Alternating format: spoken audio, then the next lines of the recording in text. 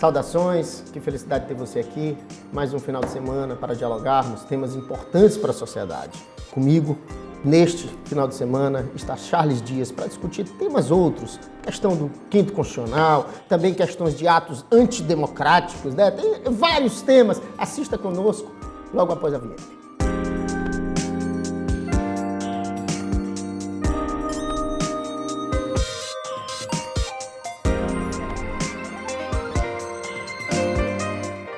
Saudações, agora em definitivo, para dialogarmos, sempre um tema importante para a sociedade. Hoje nós vamos fazer um diálogo, uma mescla. Eu quero pensar com o Charles, ouvir as opiniões de Charles Dias, advogado criminalista. Que felicidade ter você aqui, meu irmão. Pois é, de volta, né? Agradecer o convite, falar da alegria de encontrar aqui os teus espectadores para conversar sobre esses temas que você elegeu para hoje.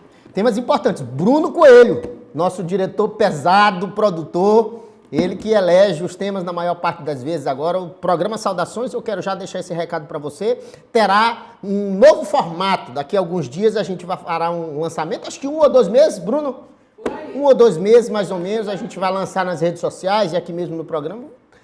Faremos uma coisa mais dinâmica para você, uma coisa bem mais interessante. Mas, Charles, meu irmão, eu quero lhe ouvir, é sempre uma felicidade, você que sempre esteve comigo no programa Saudações e sempre estará, é um convidado corriqueiro, só basta querer vir ou a gente necessitar de um tema interessante, a gente liga para ti para conversar. Obrigado. Eu quero te ouvir sobre vários temas hoje, não é nada específico, eu apenas quero te ouvir sobre questões outras. Quero ver tuas opiniões políticas, tuas opiniões jurídicas, principalmente. Eu quero começar falando nessa polêmica que aconteceu aqui no estado do Maranhão, em especial na cidade de São Luís, com relação à decisão judicial, no sentido de permitir revistas nas escolas, das crianças. Criancinha de 2 anos indo para a escola, e a galera vai lá e faz a revista. Claro que eu estou fazendo, né, romantizando a colocação, mas eu quero te ouvir sobre isso. Tu sabes sobre isso, tu tens filho na escola, então, por favor, se manifeste sobre esse tema. Criança de 2 anos você está caricaturando, Tô né? Caricaturando. Claro que está caricaturando. Mas com certeza tem revista das bolsas do menino Mas de tem 2 que anos. registrar. Eu entendo que a segurança está acima do conforto e da privacidade.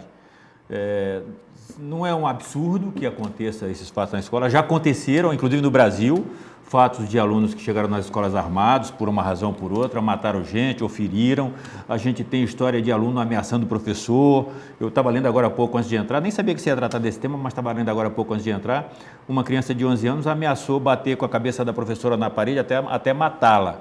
Quer dizer, nós estamos vivendo em tempos terríveis. E hoje em dia tem uns meninos de 11 anos que tem 1,80 m de altura. Maiores que a gente, maiores que a gente. Então, sempre desagradável, mas eu tenho um filho na escola, você Sim, tem. eu tenho 2, tenho 3, na verdade. Eu acho muito interessante algumas pessoas que criticam essas decisões, mas você é revistado no aeroporto, quando você passa no aeroporto, você é registrado quando você entra no fórum, você é obrigado Sim. a botar sua bolsa nos scanners, você passa por um scanner, você é revistado no tribunal, você é revistado aonde você vai, e na escola, então onde tem, sobretudo, pessoas o mais desprotegidas possível, você quer deixar ao léu para que sejam, então, agredidas. Há uma ameaça, não se pode de forma nenhuma negligenciar essa ameaça, ela tem que ser apurada, ela tem que ser observada, até porque nós temos exemplos no mundo inteiro. E hoje em dia as crianças têm muito imitado a internet. Então, Lamentavelmente, as crianças têm imitado muito a internet. É um desconforto, Sim.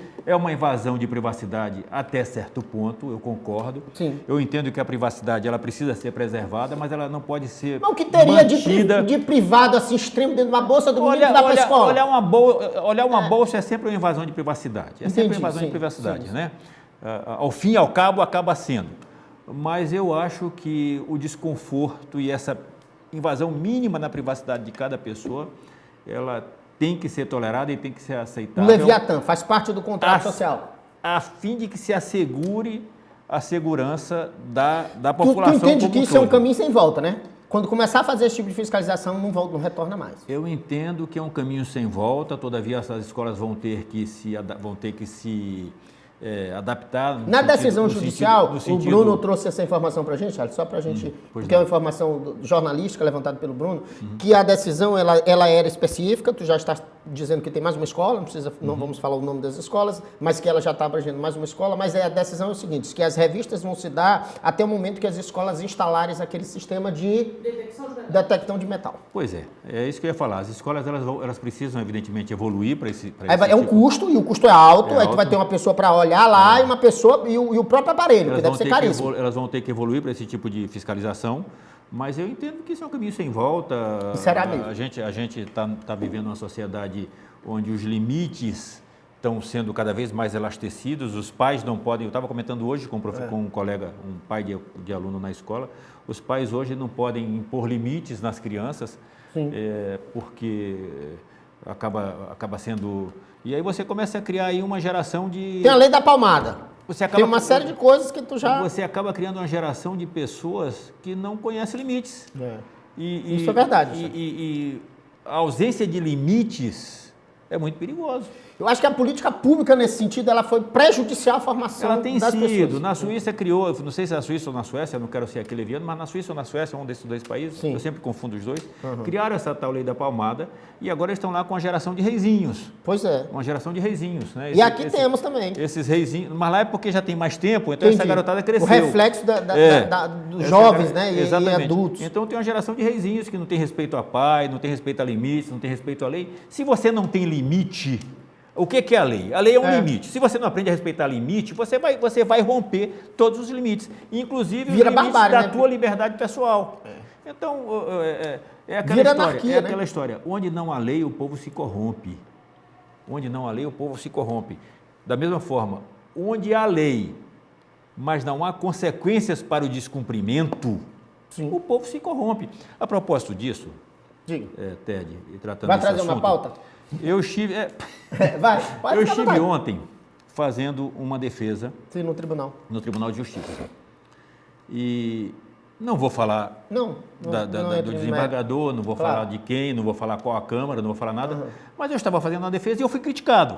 Sim. Eu fui criticado porque o desembargador disse assim, eu não sei como é que advogados ficam insistindo com esses temas, enfim. O tema é um tema relevante, há sustentação jurídica, tanto legal quanto jurisprudencial e doutrinária, tanto é que eu levei a julgamento. E eu fui criticado porque insistia... Qual era o espelho que tu usava? O espelho jurisprudencial que tu usou? Vou chegar lá. Pronto. E eu então fui criticado porque eu estava insistindo na defesa. Insistindo na defesa do teu cliente. Exatamente. Que é o teu trabalho. E eu sou obrigado a dizer aqui que o meu arcabouço intelectual e moral, né, me impõe a fé inabalável na justiça. Claro. E, sobretudo, de que a lei é para todos. A lei se aplica para todos e não apenas para os poderosos. E eu fui obrigado a me socorrer dessa afirmação, porque ou você aplica a lei indistintamente e não apenas aos poderosos, e quando eu me referi aos poderosos, e o caso lá que eu tratava era um caso semelhante às pessoas que agora eu vou citar, por exemplo, o presidente da República e o ex-governador do Rio de Janeiro, ou você aplica ali a todos, ou eu vou achar que a justiça foi feita para os poderosos e não para a população. Perfeito. Né? É aquela história, a lei tem que se aplicar a todos e tem que ser um limite. Quem está fora dessa lei, né, eu até admito que o bandido possa andar fora da lei, mas o advogado, o juiz, eles têm que cumprir a lei. Sim. Né? Aqueles que a gente chamava de operadores do direito. A quem é permitido descumprir a lei, não é permitido, mas a quem decide descumprir a lei, na verdade, é o bandido. Nós não podemos descumprir a lei a pretexto de fazer justiça, senão estaremos fazendo também justiça. Claro, né? claro. Essa é interessante essa discussão. Charles, eu quero te ouvir ainda sobre outras temáticas. Agora, eu vou pular da política para eu voltar depois para a gente tratar de direito, o que interessa, porque a população também gosta de ouvir, nossos telespectadores são bem diversos, bem ecléticos, eles gostam de ouvir vários temas. E eu estou num exercício, na verdade, Charles, de tentativa de falar sobre um outro tema que não seja direito, porque a minha restrição, limitação em só falar de direito, eu preciso conseguir me afastar ou ampliar os horizontes. Mas em teu socorro, eu quero te dizer que é difícil você encontrar um tema, aliás, é difícil não, é impossível você encontrar um tema que não tenha relação com o direito. Que não tenha relação com o direito. É verdade. O direito, ele está inserido em qualquer tema, em qualquer atividade do comportamento humano. Sim. Então, no Brasil em especial, né? Não, no mundo. Ele faz parte 100% da política. No mundo inteiro. Se você mora do lado de alguém, você está submetido ali ao direito de vizinhança, ao direito urbano. Se você reside numa cidade, você está... Se você vai a uma escola, se você se casa, se você é filho, se você é irmão, se você trabalha, se você é empresário, se você vende, se você compra, se você estuda, se você fala... não tem. Vamos lá. Se você vai a um médico, tudo isso é uma relação jurídica. Vamos falar de um negócio aqui polêmico. O presidente Bolsonaro, o ex-presidente Bolsonaro, que saiu, entregou a presidência da República, ele logo em seguida, na verdade antes, né, um dia antes de terminar o seu mandato, ele viajou para os Estados Unidos, passou uma temporada lá e parece que retornou. Poucos dias antes, né? Eu acho que poucos dias antes. Ele retornou aos Estados Unidos. Sim. O que se ouvia, pelo menos o que eu ouvi o tempo todo, principalmente na mídia, é que quando ele chegasse aqui, ele iria preso. Tinha um negócio aí, diz que o homem vai ser preso. E a mesma coisa se falava da sua alma gêmea, né? Aí, no começo tinha aquela separação, mas depois acabou virando alma gêmea. De ambas as partes, né? Eu acho que do lado do Bolsonaro já tinha, mas o Trump parece que agora já o reconheceu como seu grande amor, né? Na América Latina. E aí o Trump também tinha uma polêmica muito grande que ele ia ser preso. Eu quero que tu te manifeste um pouco, de uma forma técnica, tranquila, e claro, na tua opinião política sobre isso, bem rapidinho pra gente ouvir sobre esse tema. Eu acho interessante, Ted, eu discuti um dia desse com um colega na escola, o comportamento de dois pesos e duas medidas da esquerda de um modo geral, né? Nós somos advogados, eu sou advogado criminalista, eu tenho alguns advogados que trabalham comigo no escritório que são criminalistas. E eu tenho visto nas petições dos advogados, a prisão é a última ratio, a prisão é a última, é exceção, a regra é a liberdade. Você não pode prender uma pessoa sem que haja o trânsito e julgado da sentença penal condenatória. E exatamente resguardado neste entendimento e nesta premissa, é que nós temos um presidente da República que foi condenado em primeira instância, foi condenado nas instâncias superiores, e como não havia trânsito em julgado, se foi possível anular todo esse processo, agora prescreveu tudo, enfim. E esteve preso, e o argumento é que prisão era a última ratio, por essa razão ele foi solto. Volto a falar agora do governador do Rio de Janeiro também, preso há 6 anos, sem trânsito em julgado, portanto foi solto. E aí se alega que essas prisões são injustas, né? Esse espelho ético da esquerda ele é interessante, né? E alega que essas prisões foram injustas, né? Que as pessoas tinham que ser liberadas porque não havia trânsito julgado da sentença penal condenatória, e agora falam em prender um político de direita que até agora não se indicou sequer crime a respeito de alguma prática que por um acaso ele tenha... Paira ainda sobre isso a presunção de inocência. Essa é a tua ainda não indicaram o crime. Claro. Ainda não indicaram o crime. Estão falando de condutas que não são crimes, são condutas administrativas, são posturas administrativas, portanto... Aquela história das joias e tal. Portanto, não submissa ao processo penal, né? Que é a história das joias, essa coisa toda. Mas essa história de presente, aí, indo rapidinho para essa história de presente, eu me lembro que o próprio Lula tem uma entrevista que ele disse que quando ele saiu da presidência, ele recebeu não sei quantos containers para levar as coisas. Levou os containers. Que ele não tinha como levar tudo, que era muita coisa que ele tinha. Entre elas tinha algumas joias, será?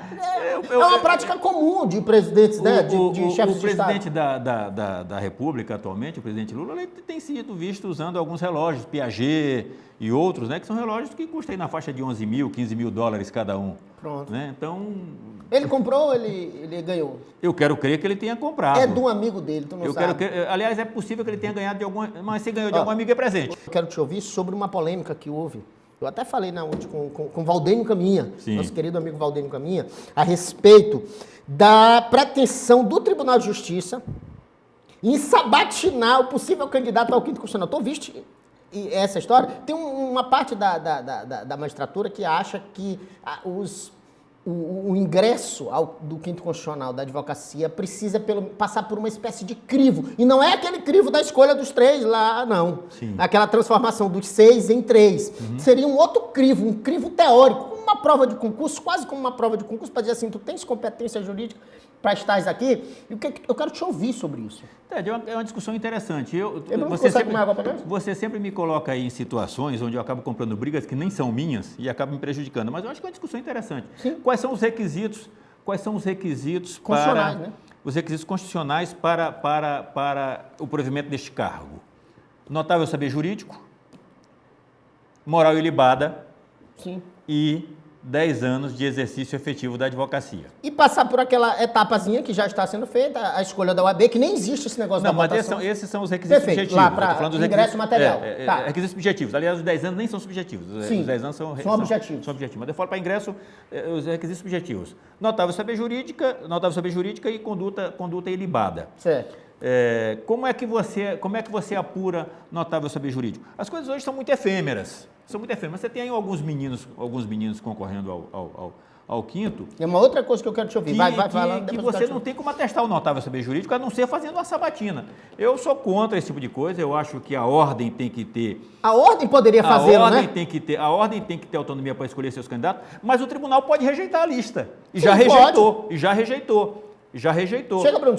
Entendeu? Todo mundo aqui conhecido o nosso querido diretor, Bruno Coelho. Saudações a todos. Carlinhos. Muito obrigado. Pode rejeitar e já rejeitou. O Tribunal de Justiça, por exemplo, um dia desse rejeitou há 2 ou 3 anos atrás. Então eu entendo que o tribunal pode sim fazer, se quiser fazer, pode fazer. Tu acha que ele pode fazer essa batida dos advogados? Acho que deve fazer. Estranhíssimo. Acho que deve fazer. Entendo que pode e deve fazer, porque nós precisamos assegurar para a sociedade alguém que vai julgar com condição de julgar.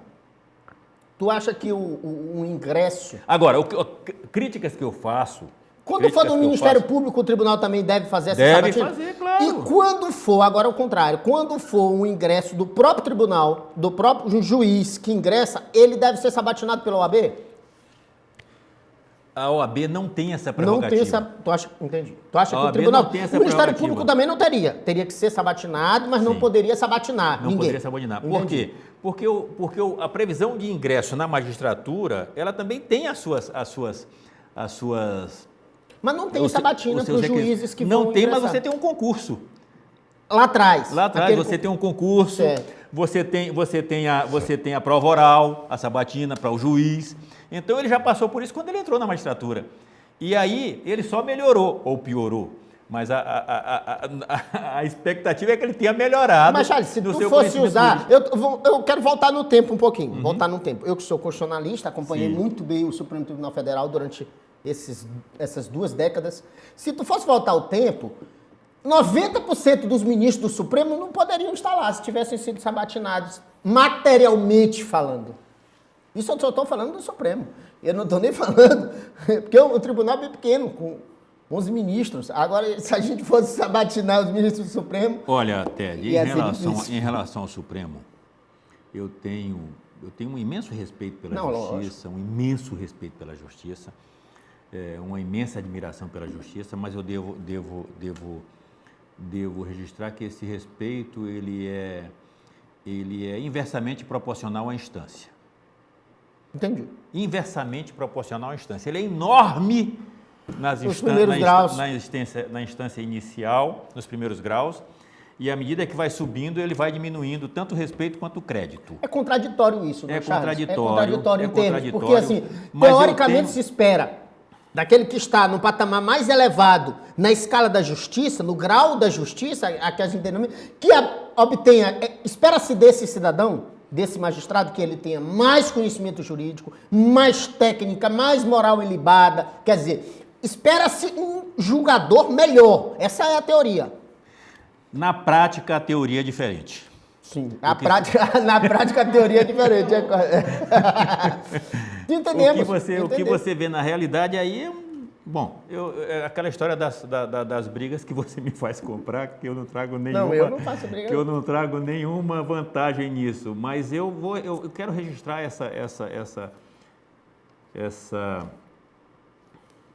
essa posição eu É reafirmo. uma posição inusitada. Eu reafirmo. Eu tenho imensa fé na justiça, até porque a descrença na justiça é o retorno Claro, à autotutela. da barbárie, da autotutela. Eu tenho imensa fé na justiça, mas essa fé, essa crença e esse respeito, ele é inversamente proporcional ao Vamos mudar de assunto, Léo. O diretor já está mandando mudar de assunto. As instâncias. Sim, sim. Quanto maior a instância, menor o respeito e menor a fé. Quanto mais baixa Entendemos. a instância, maior o respeito e maior Charles, a fé. eu quero te ouvir a respeito do quinto constitucional, mas em especial agora nesse formato OAB. Da OAB, o que... Eu queria trazer um ponto, Ted, se Diga. você me permite. Eu tenho falado muito a respeito disso, eu acho que eu sou um João Batista pregando no deserto. Eu queria falar um pouco de paridade. Vamos lá. Né? Eu queria falar um pouco de paridade. Eu vou correr o risco de um cancelamento, Sim. tá? Mas eu acho que...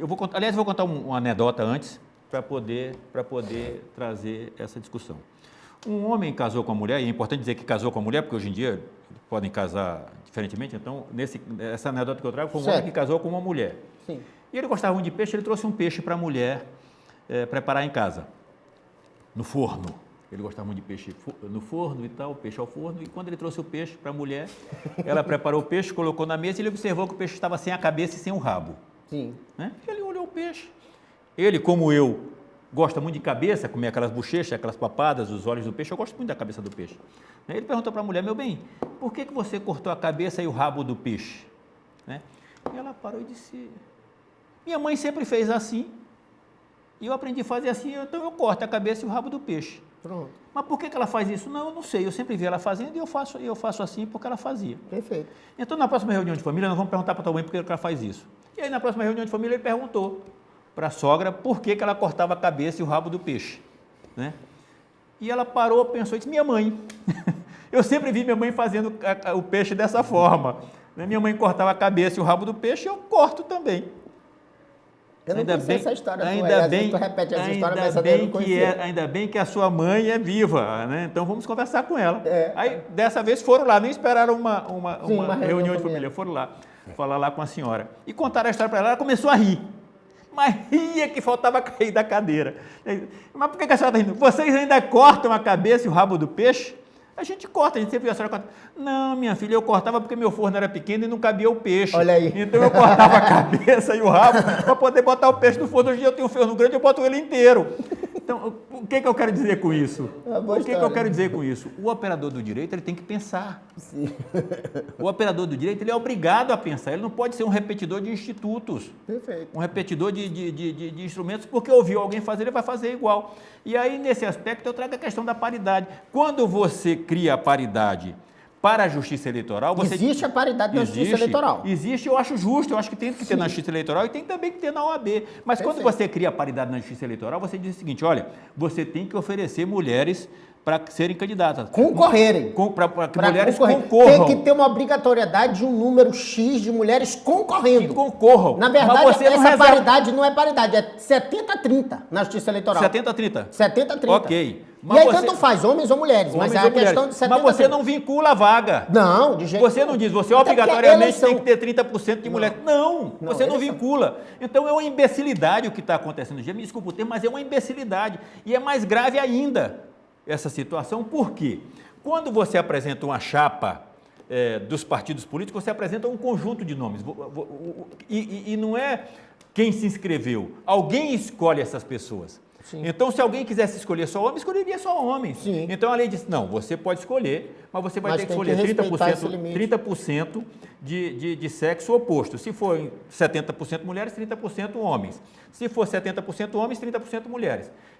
Mas você não reserva vaga para 30% de homens, 70% de homens e 30% de mulheres nas vagas. Você não reserva.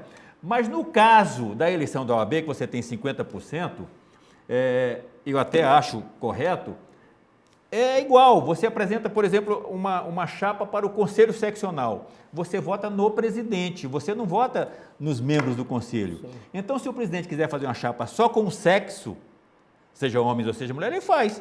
E Essa era a aí, ideia de Aldenor Rebouças aqui. Aldenor E Rebouças tinha a aí? ideia de colocar só mulher na chapa dele. Ele, presidente, só tinha mulher na chapa.